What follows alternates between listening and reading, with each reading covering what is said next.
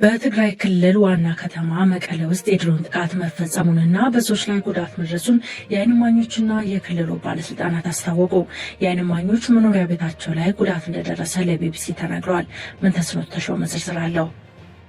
የክልሉ ምክትል ፕሬዝዳንትና የህወሓት ምክትል ሊቀመንበር አቶ አማኑኤል አሰፋ ለፈረንሳይ ዜና ወኪል ኤኤፍፒ እንደተናገሩት በመቀለ ከተማ ውስጥ ዛሬ ጠዋት የድሮን ጥቃት ተፈጽሟል። የመኖሪያ አካባቢን ኢላማ ባደረገ በከተማ ውስጥ የድሮን ጥቃት ተፈጽሟል ያሉት አቶ አማኑኤል በጥቃቱ ስለደረሰው ጉዳት ግን ዝርዝር መረጃ እንደሌላቸው ገልጸዋል። የክልሉ ኮሚኒኬሽን ቢሮ ዛሬ ሐሙስ ነሐሴ 14 2018 ዓ.ም እኩለ ቀን ላይ ባወጣው መግለጫ በመቀለ ከተማ የተለያዩ አካባቢዎች በተፈጸመ የድሮን ጥቃት ከ13 ሰዎች በላይ ጉዳት እንደደረሰባቸው ገልጾ ጥቃቱ የፌዴራል መንግስቱን ተጠያቂ አድርጓል። በአይደር ሆስፒታል የድንገተኛ ክፍል አስተባባሪ ብርሃኑ ኃይለማርያም በድሮን ጥቃቱ ጉዳት የደረሰባቸው 14 ሰዎች ወደ ሆስፒታል መምጣታቸውንና 3 ሰዎች ከባድ ጉዳት እንደደረሰባቸው ለቢቢሲ ትግርኛ ተናግረዋል። መጀመሪያ 13 ሰዎችን ተቀበልን። ከዚያ በኋላ ደግሞ አንድ ተጨማሪ ሰው ተቀብለናል። በድምሩ 14 የተጎዱ ሰዎችን የተቀበልነው። ከነዚህ መካከል 5ቱ ህፃናት ናቸው። ከዚህ ሌላ ትልቅ የሚባሉ ተጎጂ እድሜያቸው 61 ይሆናል። ከህፃናቱ መካከል ደግሞ የ2 ዓመት ህፃን ይገኝበታል። ቢቢሲ ከመንግስት ኮሚኒኬሽን እንዲሁም ከመከላከያ በኢሜይልና በስልክ ምላሽ ለማግኘት ያደረገው ጥረት አልተሳካም። የፌዴራል መንግስቱም ሆነ ከመከላከያ ሰራዊት በክልሉ ተፈጸመ ስለተባለው የድሮን ጥቃት እስካሁን ድረስ ያሉት ነገር የለም። ቢቢሲ ትግርኛ ያነጋገራቸውና ጥቃቱ በደረሰበት አካባቢ የሚኖሩት አልማዝ ወልዱ እኔ ከልጆቼ ጋር እዚህ ቁጭ ብዬ ነበር፣ ድሮን መጣችና ደበደበች፣ ይኸው ቤቱ ፈራርሷል እንደምታየው ሲሉ በጥቃቱ የደረሰውን ጉዳት አስረድተዋል። እኔ ከልጆቼ ጋር እዚህ ቁጭ ብዬ ነበር፣ ድሮን መጣችና ደበደበችን፣ ይኸው ቤቱ ፈራርሷል እንደምታየው። እኔ እዚህ ጋር ሶፋው ላይ ቁጭ ብያለሁ። ሴት ልጄ ደግሞ ወዲያ ደጅ ነበረች። አንደኛው ልጄ ደግሞ በሌላኛው ክፍል ውስጥ ኮርኒስ ተደርምሶበት ነበር።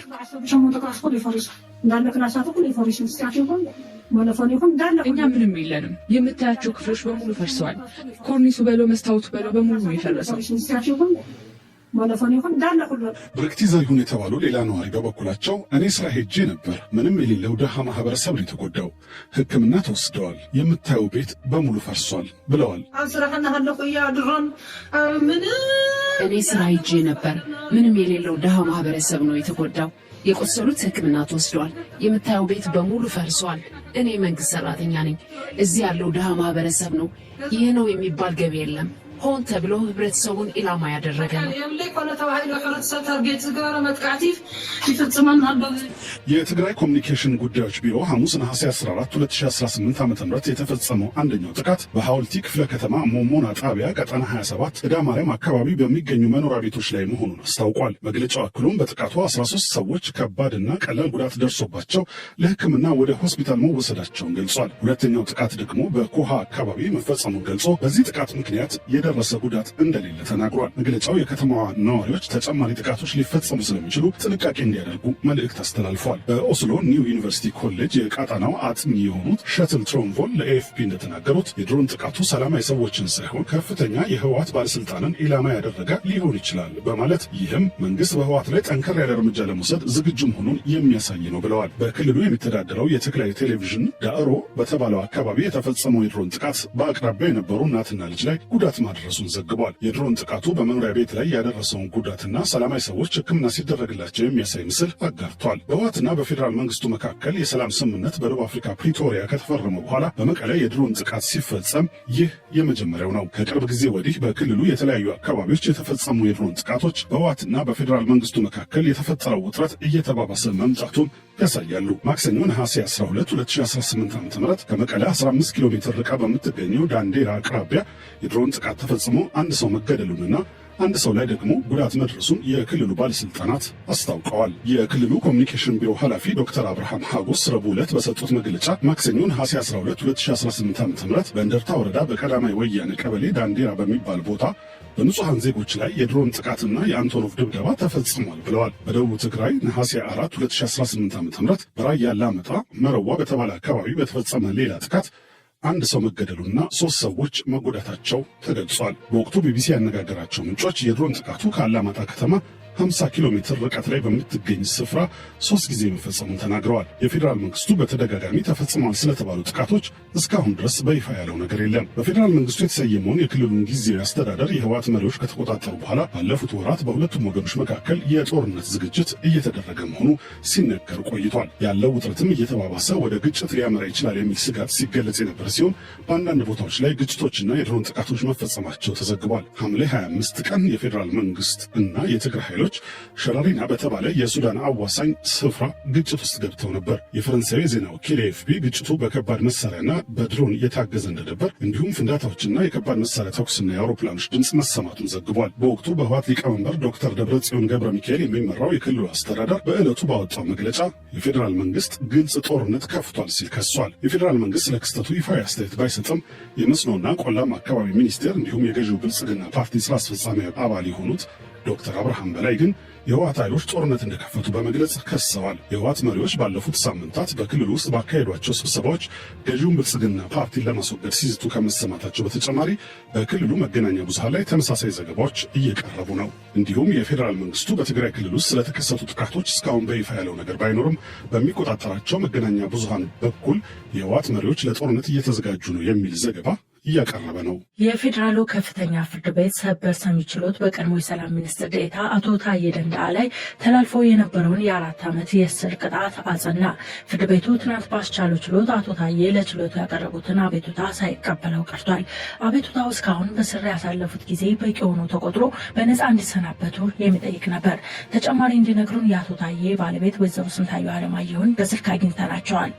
ይግባኝ ብለን ነበረ ልደታ ከፍተኛ ፍርድ ቤት ላይ 7 ዓመት የተፈረደው ወደ ጠቅላይ ፍርድ ቤት አምጥተን ነበረ።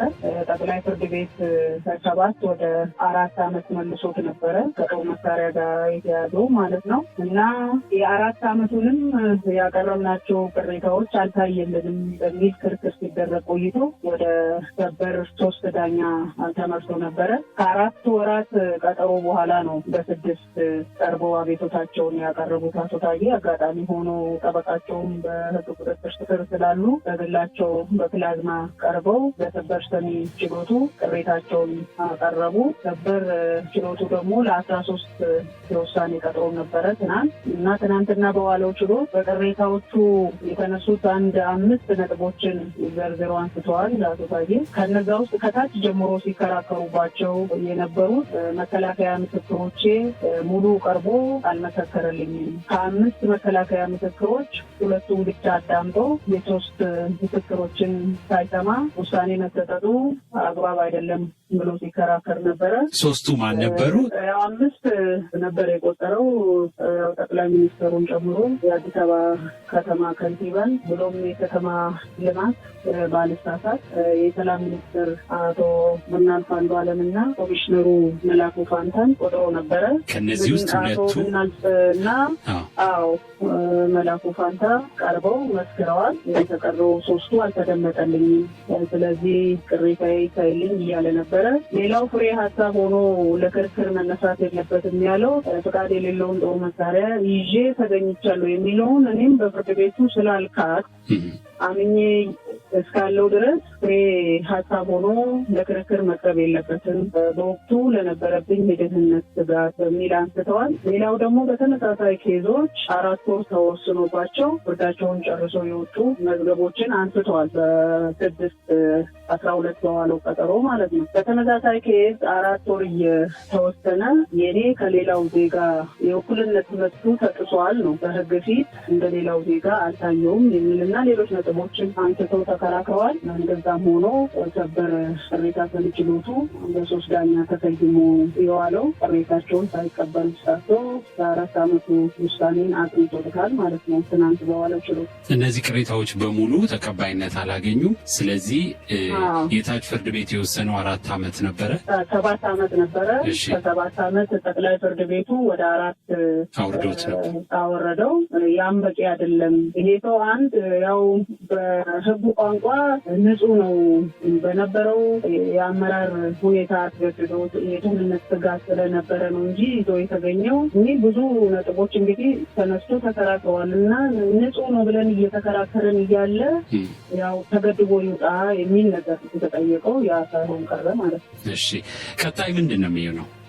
ይሄ እንግዲህ ወደ 5 ዳኛ አልደረሰም። እንግዲህ አይታወቅም። ከችሎት ከሰውም ያው ኬዞቹ እየተቀባበሉት እዚህ ደርሰዋል። ይሄ 3 ዳኛ ላይ ነው ያቆመው። የፍርድ ቤት እንትኑ ቀርቷል፣ ያው አልቋል ማለት ነው። አቶ ታዬ በፕላዝማ ነው የቀረቡት ብለውኛል። ለምንድን ነው በአካል ያልቀረቡት? እንግዲህ ከዛ በፊት የነበረው ጠበቃ ስለነበረ እሳቸው በፕላዝማ ሆኖ ይከታተላሉ። ጠበቃ እና ሌሎች ቤተሰቦች በአካል ቀርበን ችሎቱን እንታደም ነበረ። ምናልባት እንግዲህ እስረኞችን ወዲህ ወዲያ ለማድረግም የተቸገሩ ከሆነ አላውቅም። በፕላዝማ ነው ቀርቦ ቅሬታቸውን ያቀረቡ። እንደው ከዚህ ውሳኔ ባሻገር አቶ ታዬ አሁን ያሉበት ሁኔታ ምን ይመስላል? ጤናቸው፣ ሞራላቸው ወዘተ እንዴት ይገመግሙታል እርስዎ?